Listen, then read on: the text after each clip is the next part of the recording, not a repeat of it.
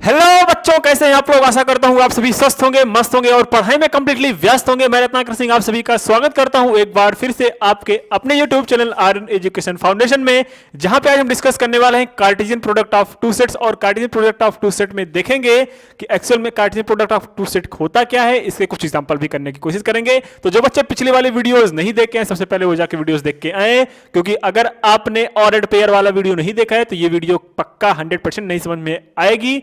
अच्छा, और हाँ, जो बच्चे चैनल पे नए हो चैनल को सब्सक्राइब कर दो, वीडियो को लाइक जरूर कर दो, क्योंकि इस चैनल पे आपको कंप्लीट साइंस, कंप्लीट मैथ्स और कंप्लीट कॉमर्स की सारी क्लासेस प्रोवाइड की जाती हैं। तो चलिए स्टार्ट करते हैं मेरा टाइम वेस्ट हुए अपना क्या Cartesian product of two set.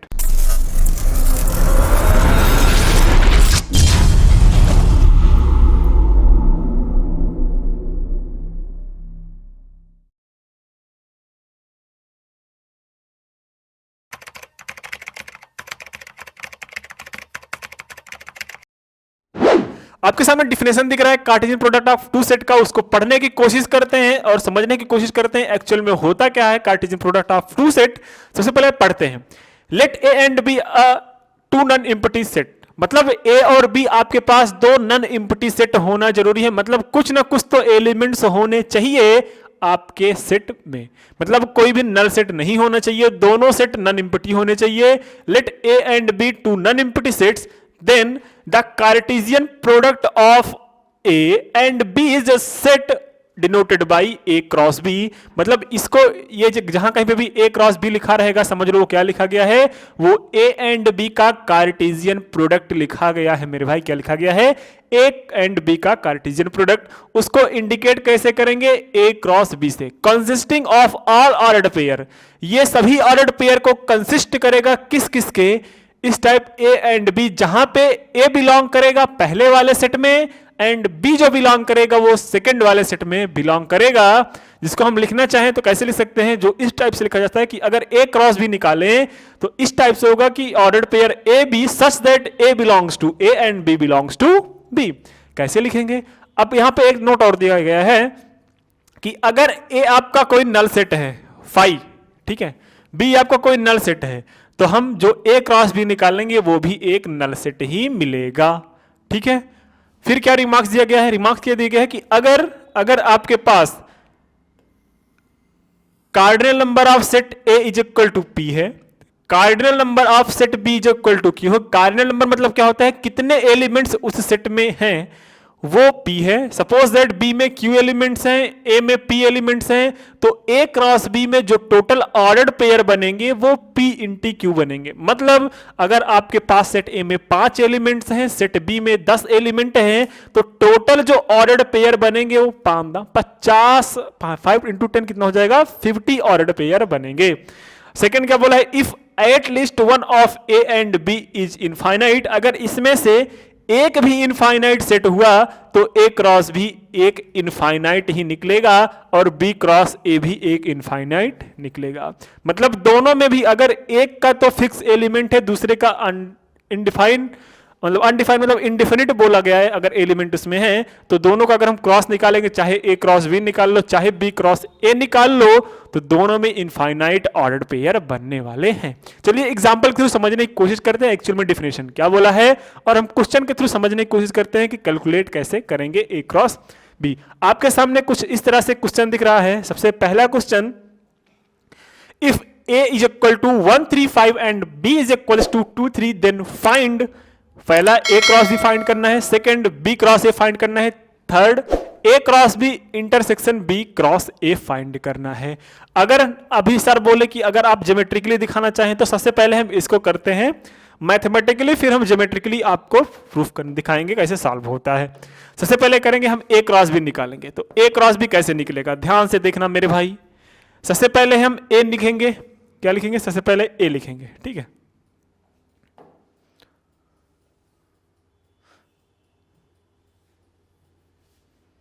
आपके सामने मैं सेट ए लिख देता हूं। सेट ए आपके पास जो है वो है 1 3 5, ठीक है, ये आपके पास कोई सेट ए हो गया। सेट बी आपके पास जो दिया गया है वो दिया गया है 2 एंड 3, ठीक है। अब आप ए क्रॉस बी कैसे निकालेंगे, देखो एक की मैपिंग किसके साथ करना है, एक बार दो के साथ करना है, तो आपके पास पहला ऑर्डर पेयर बनेगा 1 2, फिर एक की मैपिंग करना है 3 के साथ, तो पहला बनेगा 1 3, दूसरा बनेगा 1 3। तो एक एलिमेंट की दोनों के साथ मैपिंग हो गई। अब सेकेंड एलिमेंट के साथ दोनों के साथ मैपिंग करा लो, किसके साथ? 3 और 2 हो जाएगा। क्या हो जाएगा? 3 और 2 हो जाएगा। फिर 3 और 3 हो जाएगा, 3 और 3 हो जाएगा। आप बोलोगे इतना तो सही है सर। फिर क्या होगा? फिर 5 का कर लो, 5 का 2 कर लो, तो क्या हो जाएगा? 5 2 हो जाएगा। फिर हो जाएगा 5 का 3 के साथ, तो यहां पे हो जाएगा 5 के साथ 3 हो जाएगा। तो ये जो आपका सेट कंप्लीट बना, इसी को बोलेंगे ए क्रॉस बी। क्या बोलेंगे? A cross B. मतलब ए का बी के साथ हमने क्रॉस प्रोडक्ट निकाला, तो आपके सामने क्या निकला? ये निकला। अब अगर आप चेक करोगे सर टोटल कितने एलिमेंट्स हैं, तो एक एलिमेंट से, एक एलिमेंट से, एक एलिमेंट से, एक एलिमेंट से, एक एलिमेंट से, मतलब टोटल मेंबर कितने हैं ए क्रॉस बी में? 1 2 3 4 5 6। तो आपको मैंने अभी बताया था रिमार्क्स में क्या, कि एन ऑफ ए मतलब cardinal number of A is equal to P है, और cardinal number of B is equal to अगर क्यू है, तो जो total cardinal number of P A cross B आएगा वो इन दोनों का प्रोडक्ट होगा। वो आपके सामने प्रूफ हो गया। कैसे? यहां पे देखो कार्डिनल नंबर एन ऑफ ए अगर चेक करें तो क्या आया था मेरे भाई? ये आया था 3।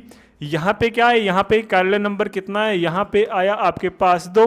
तो cardinal number of A cross B कितना आएगा? आपको पता है, इन दोनों का प्रोडक्ट आ जाएगा, मतलब 3 × 2 आपके पास 6। तो आपके पास 6 आया तो है कार्डिनल नंबर। इतना क्लियर कि नहीं क्लियर? अच्छा, अगर मैं इसको ज्योमेट्रिकली बताना चाहूं तो कैसे बताऊंगा? ध्यान से देखो, ज्योमेट्रिकली आपसे कभी भी कोई गलती हो ही नहीं सकती अगर आपने ज्योमेट्रिकली सीख लिया।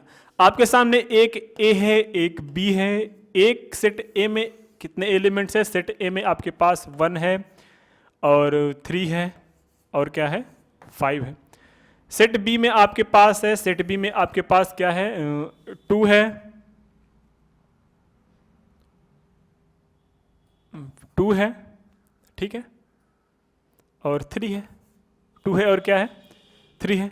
अब हम एक एक के साथ मैपिंग कराएंगे। सर मैपिंग कैसे कराओगे? ध्यान से देखना मेरे भाई। एक की मैपिंग 2 के साथ करा लो, एक की मैपिंग 3 के साथ करा लो, 3 की मैपिंग 2 के साथ करा लो, 3 की मैपिंग 3 के साथ करा लो, 5 की मैपिंग 2 के साथ करा लो, 5 की मैपिंग 3 के साथ करा लो।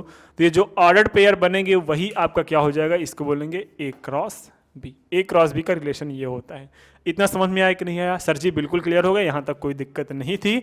आप चाहे ज्योमेट्रिकली निकालो, ज्योमेट्रिक मतलब 1 का 2 से साथ तो ऐसे लिखोगे, 1 का 2, फिर 1 का किससे लिखाओगे? 3 के साथ, तो 1 का 3 हो गया, ठीक है। फिर 1 का 3 का 2 के साथ, फिर 3 का 2 लिख लो, हाँ है ना। फिर 3 का 3 के साथ, तो 3 का 3 लिख लो। फिर क्या आएगा? फिर आएगा अपने पास 5 का 2 के साथ, 5 का 2 के साथ, फिर 5 का 3 के साथ। समझ रहे हो? समझ रहे हो? समझ रहे हो? समझ रहे हो? नहीं ना? अगर देखो समझ रहे हो तो अच्छी बात है, नहीं समझ रहे हो तो और अच्छी बात है, क्योंकि आगे एक एग्जांपल से और क्लियरिटी मिल जाएगी। नेक्स्ट एक एग्जांपल आपके सामने और दिखा है। क्या दिखा है? a is equal to x belongs to natural number. x belong कर रहा है किसी नेचुरल नंबर में। x square minus 5x plus 6 equal to 0 and b is equal to x belongs to whole number में, जहां पे x की जो वैल्यूज है, जो x की वैल्यूज है वो क्या है? x की वैल्यूज है वो 0 से बड़ी हो सकती है और 2 से छोटी हो सकती है, और होल नंबर है। क्या है? Whole number. तो x की वैल्यू क्या क्या हो सकती है? 0 से बड़ी मतलब 1, और होल नंबर 0 के बराबर बोल सकता है, 1 हो सकता है। 0 और 1 दो ही वैल्यू है इसमें। इसमें क्या आ सकता है? ये जो सेट आया b, इसमें कितने एलिमेंट्स है? इसमें सिर्फ आए आपके 0 और 1। x belongs to natural number, और x belongs to natural number इसमें क्या क्या हो सकता है? एक बार एक देख लो, एक देख लो, इसमें क्या आ जाएगा? इसमें अगर एक देखोगे रख के तो क्या आ जाएगा? क्या 0 के इक्वल दे रहा है? मतलब ऐसी वैल्यू रखो जिसमें इसमें 0 रहती है। तो एक काम करो, इसका फैक्टराइज कर लो। फैक्टराइज करने पे एक वैल्यू मिलेगी, क्या मिलेगी? 6 एक second, x square minus 5x plus 6 है। इसको फैक्टराइज करके x की वैल्यू पर जरा निकालो तो क्या बोला है? x की वैल्यू क्या क्या हो सकती है? देखो यहाँ पे लिख सकते हैं एक्स स्क्वायर, यहाँ पे लिख सकते हैं 6x, यहाँ पे लिख सकते हो प्लस में 1x प्लस में 6 इज इक्वल्स टू 0। अब x कॉमन ले लो, यहाँ से हो जाएगा x कॉमन, तो यहाँ पे बचा x माइनस 6, और यहाँ पे प्लस 1 कॉमन हो जाएगा, तो यहाँ पे x माइनस x प्लस 6 बचा, ठीक है, इज इक्वल टू 0। तो यहाँ पे बचा x प्लस 1 और दूसरा बचा x माइनस में 6 इज इक्वल टू 0। तो यहाँ पे एक जो वैल्यू आएगी वो सेट ए जो आया, वो जो x आएगा इसमें या तो वो -1 होगा और एक तो 6 आएगा, 2 एलिमेंट्स आएंगे। कितने एलिमेंट्स आएंगे? 2 एलिमेंट्स। कितने आएंगे मेरे भाई? 2 एलिमेंट्स, तो -1 और 6 होगा। तो एक set B is equal to ये हो गया, set A is equal to ये हो गया। लेकिन अभी हमने पीछे कुछ क्वेश्चन छोड़े हैं क्या, जरा देखते हैं।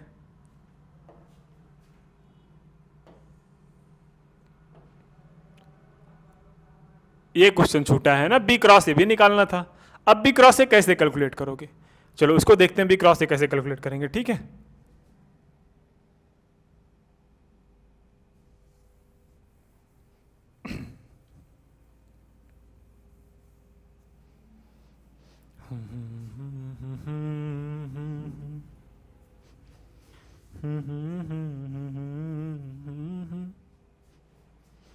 हमने जैसा सोचा था, हाँ तुम बिल्कुल वैसी हो। देखो बी क्रॉस ए कैलकुलेट करना है, तो अब की बारी सबसे पहले बी लिख लो। बी क्या है आपके पास? 2 और 3 है। ए आपके पास क्या है? ए आपके पास 1, 3 एंड 5 है। कोई दिक्कत नहीं, लिख लिया हमने, ठीक। अब हमें बी क्रॉस ए निकालना है। जब बी क्रॉस ए निकालोगे तो आपके पास क्या आएगा? बी क्रॉस ए निकाल लो भाई, तो कुछ नहीं, बस इसका इसके साथ कर लो तो 2, 1 हो जाएगा, पहला ऑर्डर पेयर। 2 और 3 दूसरा ऑर्डर पेयर, ठीक है। 2 और 5 तीसरा ऑर्डर पेयर। नेक्स्ट 3 बचा है। 3 और 1 पहला ऑर्डर पेयर इसका वाला। 3 और 3 का सेकंड ऑर्डर पेयर, और 3 और 5 इसका अगला ऑर्डर पेयर हो जाएगा, है ना। तो यहाँ पे जो सेट मिला आपके पास ये बी क्रॉस ए, वो क्या क्या मिला? Order pair 2, 1, 2, 3, 2, 5, 3, 1, 3, 3, 3, 5। ये आपका मिल गया क्या? B cross A. क्या मिल गया? B cross A. अब देखो, अब ए क्रॉस बी और बी क्रॉस ए का क्या निकालना है? ए क्रॉस बी और बी क्रॉस ए का क्या निकालना था? ए क्रॉस बी और बी क्रॉस ए का इंटरसेक्शन निकालना था, ठीक है। अरे सर आपने तो ए क्रॉस बी इरेज कर दिया, है ना। ये देखो, ये देखो, ये कोई दिक्कत नहीं, हम ए क्रॉस बी फिर से निकाल लेते हैं, है ना। हमें तो निकाल, अच्छा है तो यार सामने, ये रहा ए क्रॉस बी। अरे भाई साहब किस्मत अच्छी है अपन की, है बिल्कुल। ये अपना ए क्रॉस बी निकला था, है ना। तो ए क्रॉस बी, ठीक है। अब ए क्रॉस बी और बी क्रॉस ए में वो चीज लेनी है जो कॉमन है। कौन सा लोगे भैया? भैया कौन सा लोगे भैया? क्या लोगे? A cross B intersection B cross A लेना है। क्या लोगे आप लोग? आप लोग ध्यान देना मेरे भाई, जो दोनों में है वो ले लो। 2, 1 इसमें है, 2, 1 इसमें नहीं है। 2, 3 इसमें है, 2, 3 इसमें नहीं है। 2, 5 इसमें है, 2, 5 इसमें नहीं है। इसमें तो 5, 2 है। इसमें एक एक चीज़ कॉमन मिल रहा है सर जी, 3, 3 इसमें है, 3, 3 इसमें है, और इसके अलावा कुछ नहीं है।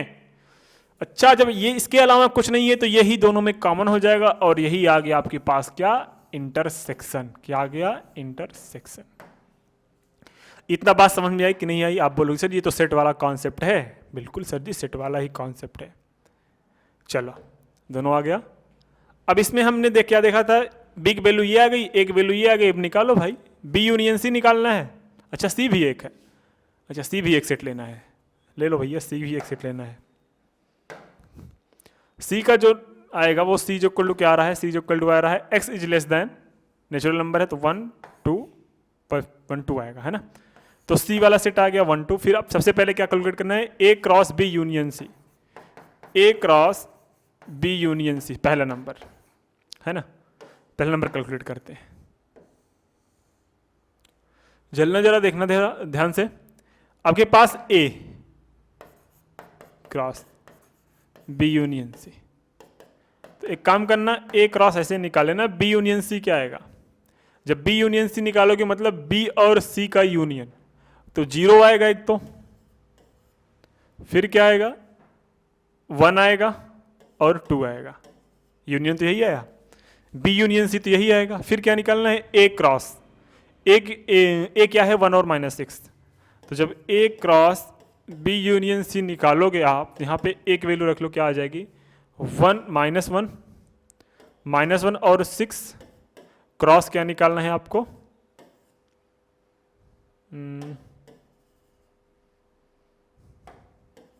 Cross 0 1 and 2।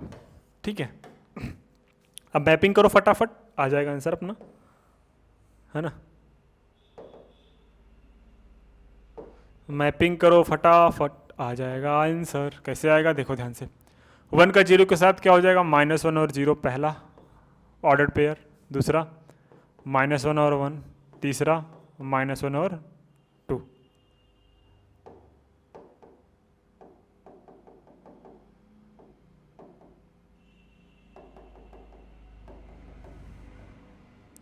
-1 0 हो गया, -1 और 1 हो गया। अरे भाई क्या हो गया ये,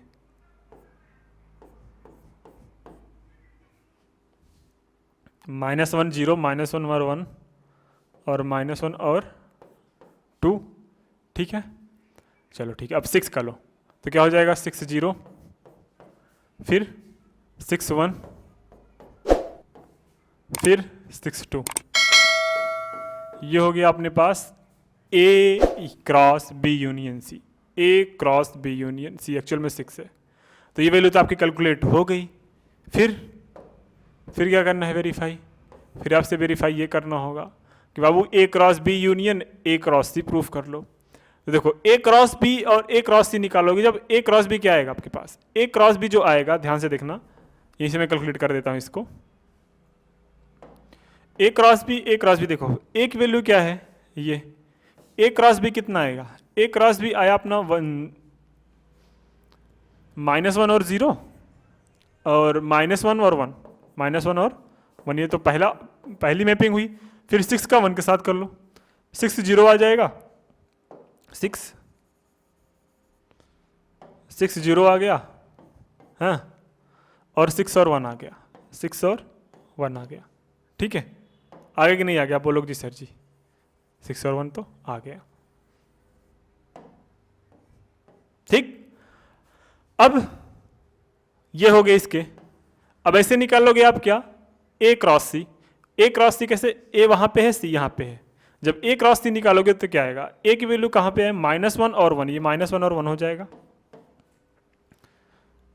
अरे भाई क्या हो गया इसमें, -1 और 1 और फिर -1 और 2, -1 और 2, फिर क्या बचा, 6 और 1, क्या बचेगा, 6 और 1, फिर क्या बचा आपके पास, फिर बचा 6 और 2, क्या बचा, 6 और 2। इन दोनों का जब यूनियन लोगे तो क्या आएगा, जो दोनों में कॉमन आएगा, दोनों में कॉमन क्या है, दोनों में कॉमन भी रहेगा, वो भी रहेगा, -1 0 होगा, -1 0 आया, -1 1 आया, 6 0 आया, 6 1 आया, और 6 -1 और 2 आएगा, और 6 2 आएगा। इतनी वैल्यूज आ गई। तो आप देखोगे ना, वही वैल्यू आ रही है जो आपकी यहाँ पे वैल्यू आ रही है, ये वाले -1 0 1 1, -1 2 6 0 6 1 एंड 6 2। तो आप क्या देखते हो कि भैया अगर हम A क्रॉस B, ऊपर क्वेश्चन क्या था, A cross B union C लेते थे, A cross B union C ले रहे हैं, ठीक है, तो आपके सामने क्या मिल रहा है, A cross B union A cross C। ठीक है, ये इसका एक फार्मूला रिजल्ट भी याद आ गया अपने आपका, क्या सर, कि अगर हम A cross B union C ले रहे हैं तो A के B के साथ क्रॉस ले लेने पे क्रॉस प्रोडक्ट, और यूनियन A के साथ C का क्रॉस लेने पे जो रिजल्ट आएगा वो इक्वल आएगा। तो यहाँ से हमें ये पता चलता है कि ये दोनों जो रिजल्ट हैं ऊपर में, ये एक टाइप के रिजल्ट हो सकते हैं अगर हम एग्जाम में एग्जाम में अगर हम रखना चाहें वैल्यू डायरेक्टली, इसकी जगह हम ये रख सकते हैं, इसकी जगह ये रख सकते हैं। तो ये सेकंड वाला केस आप लोग करिएगा, आपके लिए ये होमवर्क दे देता हूँ मैं, ठीक है। तो आई होप क्लास प्रोडक्ट आपको अच्छी तरीके से समझ में आया होगा। अगर वीडियो अच्छी लगी हो तो वीडियो को लाइक जरूर करें, और कमेंट सेक्शन में जरूर मेंशन करिए सर समझ में आया, कॉन्सेप्ट क्लियर है, ताकि हम आपका रिव्यू जान सके, ठीक है, कि वीडियो समझ में आई कि नहीं आई, कि मुझे क्या इंप्रूवमेंट करने की जरूरत है। अगर कोई इंप्रूवमेंट करने लायक हो तो आप प्लीज़ सजेस्ट कीजिए, आप लोगों से रिक्वेस्ट है, क्योंकि आप लोग सजेस्ट करेंगे तभी मैं यहाँ पे 100% अपना दे पाऊंगा। ठीक है, मिलते हैं नेक्स्ट वीडियो में, तब तक के लिए जय हिंद, बाय बाय, शुभरात्रि, और हाँ, धन्यवाद।